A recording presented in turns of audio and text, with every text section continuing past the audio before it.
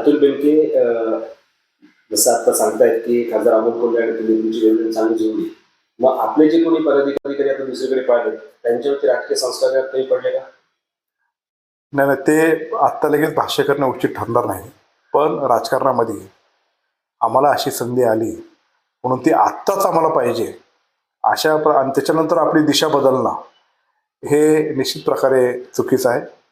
मी एवढंच सांगेल की काही लोक जे तिकडे गेलेले आहेत ते पस्तावल्याशिवाय राहणार नाही.